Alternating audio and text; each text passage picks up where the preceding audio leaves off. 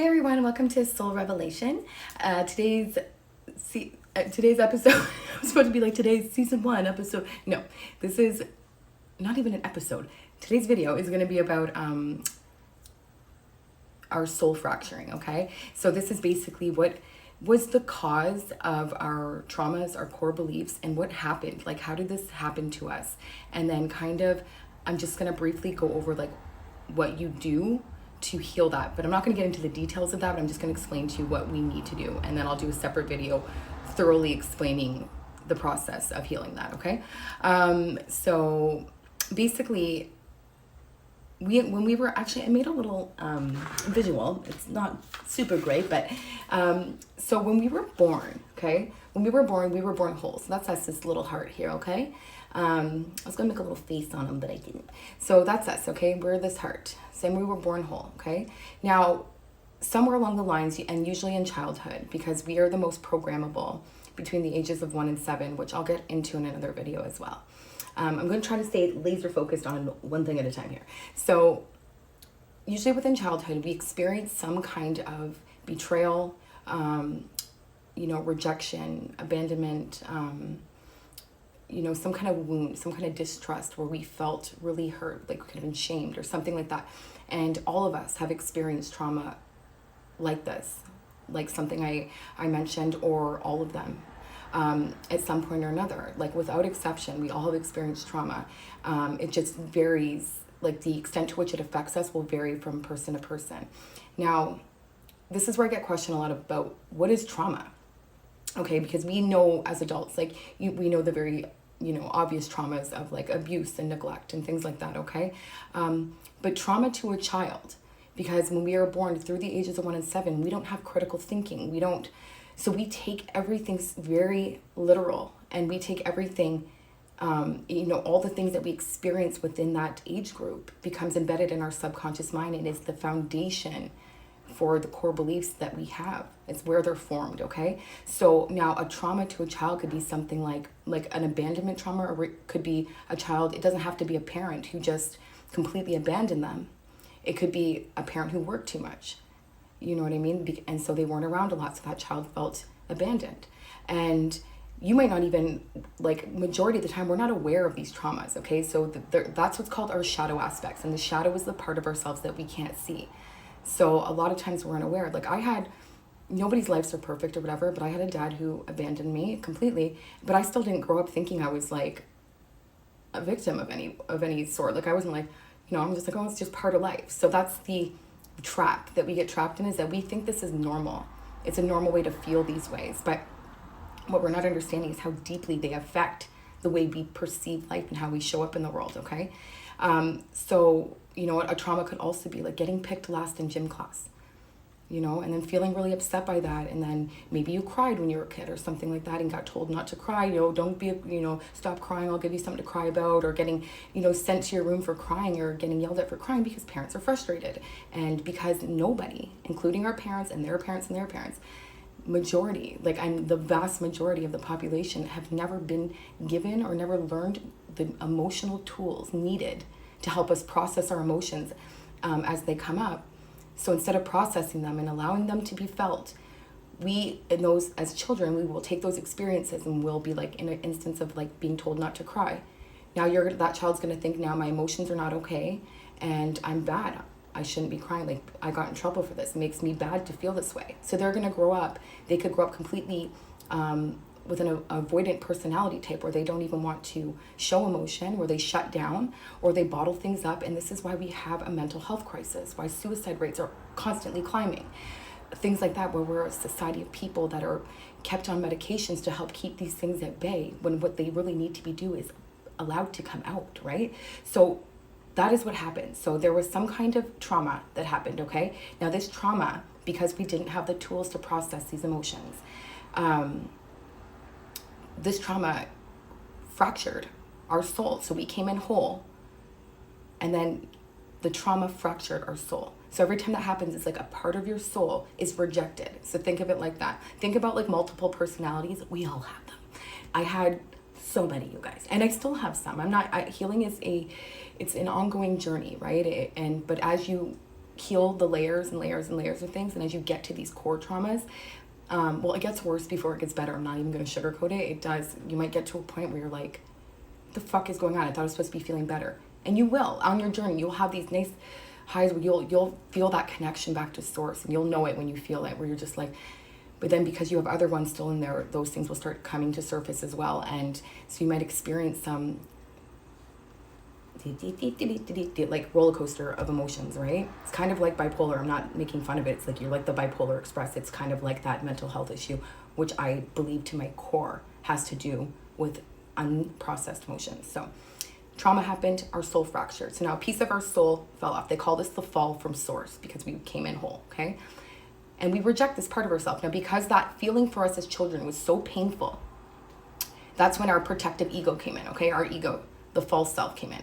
So this ego is this green line here, okay? So the ego came in and basically created like a barrier, okay? Because that emotion was so painful for us to feel, it doesn't allow us to feel that. So it created this barrier. So some people, it's buried, so that it suppresses these emotions. So now the vast majority of the population is living through our ego, our false self. We're not really living through our true self, because our true self is being hidden because of these emotions that the ego is trying to protect us from. So the ego thinks it's protecting us, but in fact it's well, I don't want to be mean to the ego, but like, you know, it did the best it knew how to protect us, because it considers like, oh, trusting, like relationships, like I don't trust that. You know, I was betrayed, I was abandoned, I was rejected. So now anything like that, depending, again, it'll vary from person to person, they are going to try to repel us from that, okay? This is why so many of us struggle in relationships, in our romantic relationships as we get older. These traumas affect that immensely. Friendships, romantic relationships especially. And, you know, literally how we show up in the world. So most of us are living through this false ego, okay? And the false ego, because it is not truly connected to the source of who we really are, the ego is meant as a tool for us in this 3D reality, right? It's meant to help us with, you know, certain critical thinking and things like that, the analytical mind, right? To help us navigate the 3D world, okay? But it was meant as a tool, it's not supposed to be like the tool, the only tool, right? It's not, because it keeps us disconnected from this unconditional love, right? And so it needs external measures of worth, which is this yellow line. This is the external measures of worth. It needs to stay alive. So this is why we are always searching. Like we need, you know, we always tell ourselves, if we have a relationship, then we'll feel better. If I lose a little bit more weight, I'll feel better. If I become this successful, if I get the house, the car, the family, the kids, the this and that, you know, all of it. Like, oh, I just need to look better. And we become obsessed with our appearance, with being perfect, with our jobs, with our careers. We keep searching and searching and searching. And we're always thinking ahead, like, okay, I just got to reach this milestone, then I'll be happy. This milestone, then I'll be happy. That is an illusion within itself. That is the biggest trap of society, okay? But this is how the false ego works, because it needs these external measures of worth to stay alive, okay? And it'll keep seeking out these situations, similar situations, to recognize patterns, because the ego likes consistency. It gets, you know, anything unknown or anything that is seen as, or that it feels is seen as what's the word I'm looking, like unfavorable, you know, in society, because the ego, its image, its self-concept is really important, right? So it needs to be seen as good, right, and true all the time. But it being seen as good, right, and true that's why it's really hard. Think about, like, it's really hard for a person to admit when they're wrong, okay? Even if you show them, like, no, like, look, you're literally wrong. Like, this is this, and you're trying to show them facts. People, like, they will make excuses for it. They'll be like, okay, well, that's one person who said that, or something like that. It doesn't matter, because that's not them. That's not even their true selves. That is their ego. Because the, you know, public enemy number one to the ego is being seen as wrong, being seen as weak, being seen as, you know, not favorable, not accepted. It's the fear. It's trying to protect us from re-experiencing any type of rejection, abandonment, shame.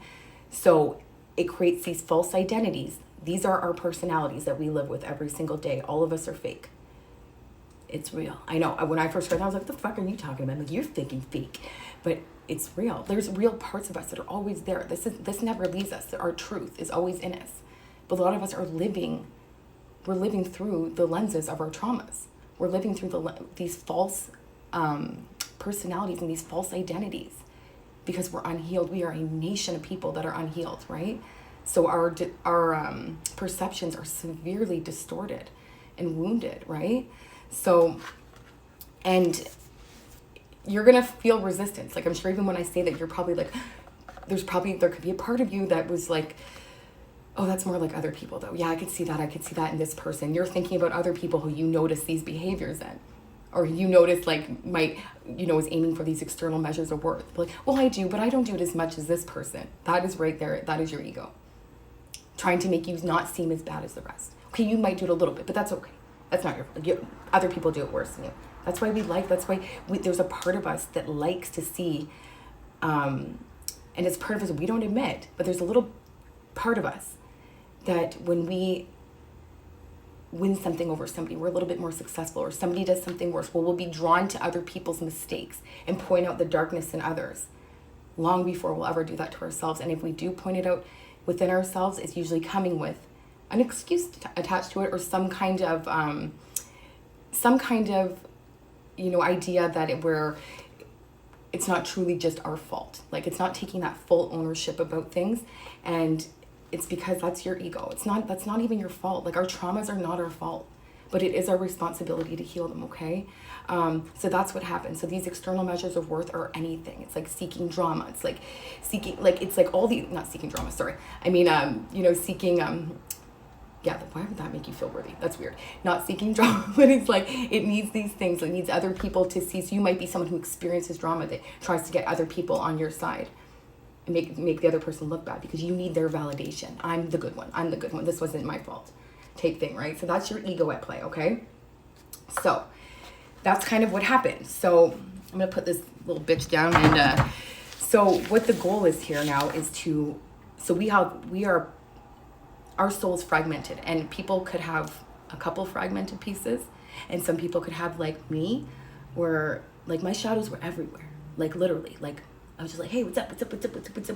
Like, I have so many, and I still do, and it's okay. That's the biggest thing. You're human. We all have this in us. All of us are fractured or fragmented to a certain degree. All of us. So that's first and foremost. Recognize that you're human. Okay? This society we grew up in was built on the foundation to keep us in this perpetual cycle, keeping us in our egos. Because as soon as we start healing these things, it's like you don't have to worry about the other things right away. Like, we come at this healing process completely backwards. We're trying to heal, like, okay, stop thinking this way, stop being negative, stop doing this, stop doing this. Okay, don't be so clingy in relationships. You're trying to tackle things one little thing at a time like that. That's overwhelming. That's like, whoa. Okay, that is overwhelming because it feels like, oh no, there's so many things like I gotta fix to actually be in alignment, to be able to manifest and be able to do this, right? I'm fucking panicking just talking about it. When you start to heal these traumas, all that stuff just dissipates. It is a natural byproduct. Forgiveness, letting go, just accepting, loving yourself, knowing your worth, knowing that we are meant to be happy and experience joy, not feeling guilty about it. We allow things to just fall away. We're not clinging so tightly, trying to control everything. All the anxieties, it just dissipates. You don't even have to, bye. Like, we don't have to worry about that one at a time. I wish somebody had told me that at the beginning of my journey, because I was like doing it real wrong. But, well, there's really no wrong way. I mean, it brought me to, I finally discovered, because I just kept seeing what was working, and I just tried to connect to my feelings, what made me actually feel a shift, a big difference in my soul. What did I feel where I was like, whoa, that actually affected my external reality and the way I think every day. So it was shadow work that did that for me. So shadow work is basically re-experiencing those painful emotions without trying to fix them, without trying to project them, without trying to, suppress them, without judging them. Literally, it's just allowing them to come to surface and sitting with them.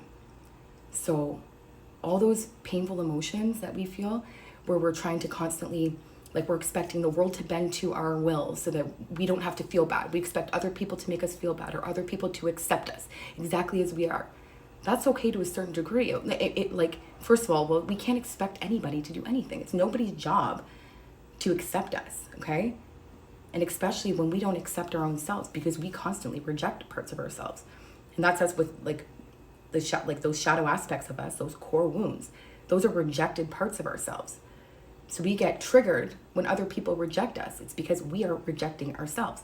So that is a good way to start. The things that trigger you, the things that trigger an emotional response in you that is not favorable. Like, I'm not talking about just noticing something like, oh, that person was being rude today. Like something like where it's like if someone's rudeness like triggered an emotional like made you angry, made you feel like you had to argue with them or try to like point out their rude, something like that. It's because you are denying or not seeing that part inside yourself. Okay? So it doesn't mean it's expressed in the same way, but it just means like you have that quality within you that you are completely denying. So this journey of finding these fragmented pieces of your soul takes brutal honesty. If you have to be able to be willing to admit some ugly truths to yourself. Okay? Like I had to admit some things to myself that I was desperate, like for love, that I was needy. I didn't show it externally, but in my head, I was just like, wonder what he's doing, blah, blah, blah, blah, blah. That I would lie and completely disrespect myself and my own needs and disregard my own needs just to please a man. Like I would say, they're like, oh, I don't want more, I just want sex. I'm just like, okay, yeah, I'm like, totally, that's what I want. I just want sex. Meanwhile, I'm sitting there in my mind already scrapbooking our wedding book. I'm like, yeah, he'll come along. Lying to myself and doing that. I would never have admitted that in a million years. I didn't even like admitting I liked somebody because I didn't want them to think I had more feelings than they did. So I would lie and wind up in these toxic connections with people who are emotionally unavailable and keep lying to myself saying like, either there was a part of me like, no, they'll come around. Just because I couldn't handle the idea that they were rejecting me. And they weren't, but it had nothing to do with me, the rejection of me. For one, like we wanted different things. I just wasn't able to speak that truth. I wasn't being authentic. I was just like, no, because I wanted them and I'm gonna completely disregard my own needs and my own wants in hopes that they'll come around one day. That is a core wound, and that's how it fucks with us. And that's how we stay in these cycles, and we allow people in our lives and allow people to be in our energy that are not at a vibrational match of what we actually want, okay? But they are matching what we're putting out. So this was another confusing part for me, because I was like, now these fragmented parts of ourselves, these are the ones that we have developed these core beliefs. So these are the frequency that they push out usually is trumping the conscious wants and desires of us for most things, okay? Depending on what the wound is, okay? So for me, it was like, I consciously wanted love. I'm like, I want love. I'm like, I'm a good person. I'm like, I'm not jealous. I'm like, and I wasn't, truly. I've never been a jealous person. That's not one of my things. I have a fuck ton of other, but jealousy wasn't one of my things.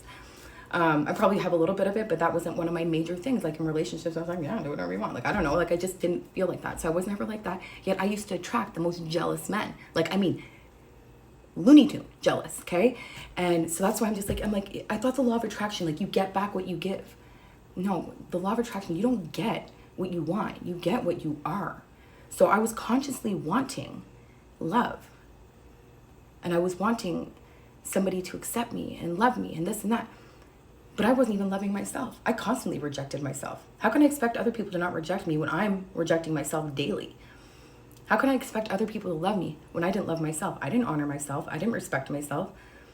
I did not know my worth. And I'm not bad for that. I couldn't see it. I didn't know. We don't know. It's okay. Be kind to yourself. None of us know this, okay? But everyone's going to hit a point where you're just like, something's got to give. Like, something's got to change. Mine was that toxic relationship. I was in a really abusive one, extremely, like, physically abusive. And after I literally escaped from that for my life, I was like, what the fuck is going on with me? It's because these fragmented parts of my soul are calling in people on the same vibration that I'm putting out. So people who have low self-worth, no self-love, all this stuff, even though we express it differently. This person was physically violent. This person was really jealous. I wasn't like that. I was like a people pleaser. I was like codependent. I was putting everyone's needs. I was like, if I just fix them and heal them and show them how much I love them, then they'll love me back too. But we both had the same wound. We both had fear of rejection, fear of abandonment. We both had no self-love, no self-worth. We had the same wound. It was expressed differently. Okay? His was violence. Mine was trying to fix everybody. Rescuing. People pleasing. His was jealousy, violence, breaking people down so that they wouldn't leave him. We both had the same wound and fear I was just like, whoa, that blew my fucking mind. So that's why we have a hard time manifesting things. And this is what a lot of manifesting coaches don't really talk on. They'll touch base on it, but they don't highlight the importance of this. We are never, it's not a matter of, just think positive. Well, if I fucking could, I would, okay? It's really hard to do that when you have a part of yourself and you have a protective ego that is literally fighting tooth and nail to prevent you from that. So we're trying to get, well, how is our ego protecting me? If it wants the best for me, why wouldn't it call in love for me? Because your ego, that part of yourself, because that wound hasn't been healed, so now it associates love with pain, trusting with getting hurt, connections with being rejected, being abandoned. It associates whatever the core wound is, it now associates that thing that you wanted, or that thing, with pain, loss, hurt. So as we consciously want things, I want more money. It might be pushing that away. No, last time we had money, we ended up losing everything. Then we had no food, What do you mean? You can't have that. Last time you were talking about how you wanted money, your mom guilted you and shamed you, saying that people in the world were starving. You don't want to feel that shame again. That is our ego. That's why we can't manifest that then until we heal. When we start healing that stuff, you become a manifesting machine. Literally, I'm just like, I'm like, God, I just want this, and I wake up and I'm wearing it. No, that's not true. Okay, that's crazy, but wouldn't that be cool? Hey, who knows? So that's today's video. I don't want to make these too long, because Lord knows I can ramble. I hope that this made sense to you guys, and I was gonna say if it didn't, I don't know if it didn't, I will try to do better. But hopefully this made sense to you guys and started to the beginning and process of understanding what the fuck is going on with us, right? So stay tuned for the next video. Like and subscribe if you found this helpful. And please comment below and let me know if there's anything else you want me to talk about or further explain this. Okay, thanks guys.